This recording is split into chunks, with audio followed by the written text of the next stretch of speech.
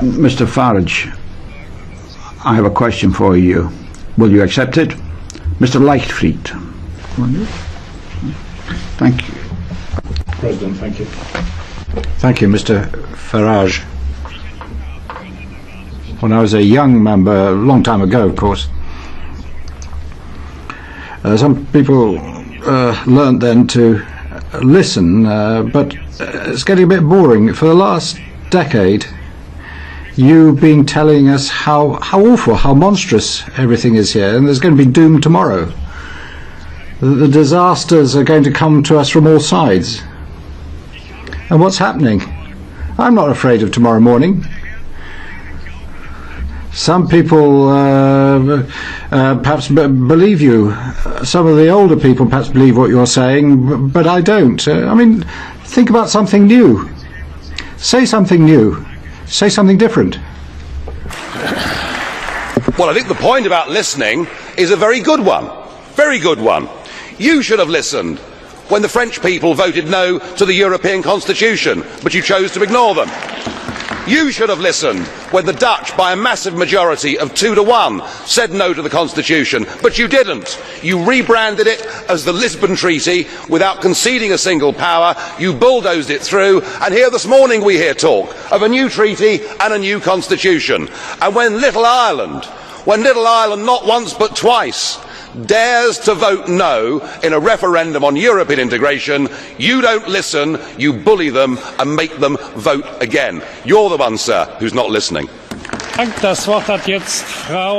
Thank you. There will not be a magic solution. It will require time, determination, persistence, coherence. I know that populists, they manipulate feeling and anger. They can give a very simple solution. The solution is no. To say no is easy. Say no to Europe is easy.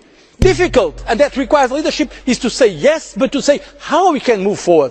And that is why I am asking you to bring the conditions for a true European debate with a true European democracy. And I am making the signal for the next European elections. Because I believe in democracy. I was elected since I was 29 years of age in my parliament. Mr. Farage, don't look at me like that. Because in fact I really have a great admiration for the wisdom of the British people. Every time you've tried to be elected in Britain, you were rejected. That's why you came here. It shows that the British people know that it's much better to keep you away from your own system. Every time I was running for election in my country, I got elected. I was leader of the opposition. I was prime minister. And to be president of the Commission, I received the support of this European Parliament. Mr. Farage.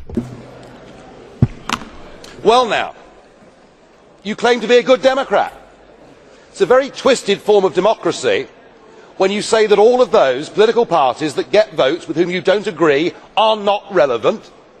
It's a pretty obscene definition of democracy to decry those of us that believe in national democracy and European cooperation. You call us populist, extremist, xenophobic and nationalistic. Surely, Mr. Barroso, the point about democracy is you engage in debate. You listen to what the other person has to say, you put it to the public and you accept the result.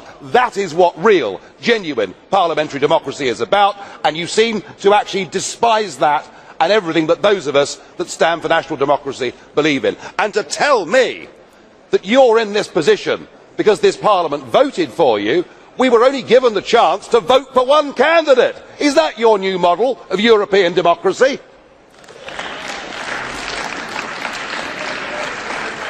Herr Brok, Sie hatten eine... Mr. Brok. Mr. Brok.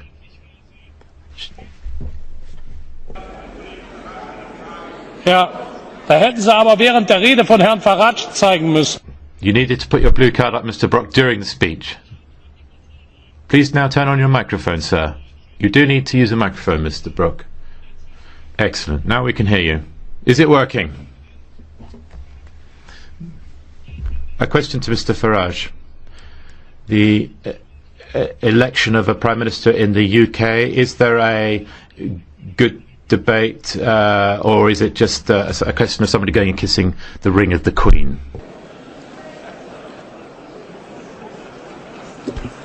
I better be slightly careful how I answer the last part of that question, I think.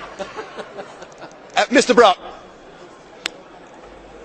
the British Prime Minister is taken from the floor of the House of Commons. And in fact, nearly the entire British government are elected members of the floor of that House of Commons. And that is the government of the United Kingdom.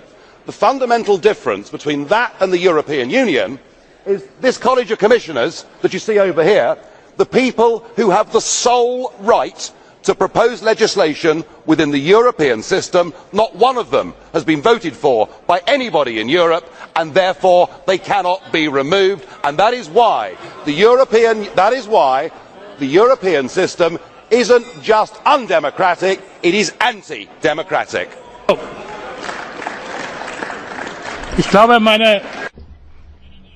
Ladies and gentlemen, colleagues, please do listen for a moment. I think we need to clarify once and for all what this House is about. The European executive gets its democratic legitimacy from this House. There is no national government in which ministers have are subjected to such strong scrutiny as the commissioners are in their hearings in this House. And there is no more transparent arrangement than that of the Council, but the Commission and the Council. But the Council, as we know, Mr. Farage, is the institution you want to strengthen. Now, if you think that the Commission is so undemocratic and the Parliament is so undemocratic, why are you sitting here? Das Wort hat jetzt der Herr Barroso. Ja, Herr Farage. Mr. Farage. Bitte. Micro. Sorry. Mr. President, under the rules of procedure of this Parliament, if you as the President wish to enter into a debate, that is fine, you are allowed to do so, but you first have to leave the chair. And I would suggest what you just did was enter into that debate from the chair, and that is not the way this or any other chamber should be conducted.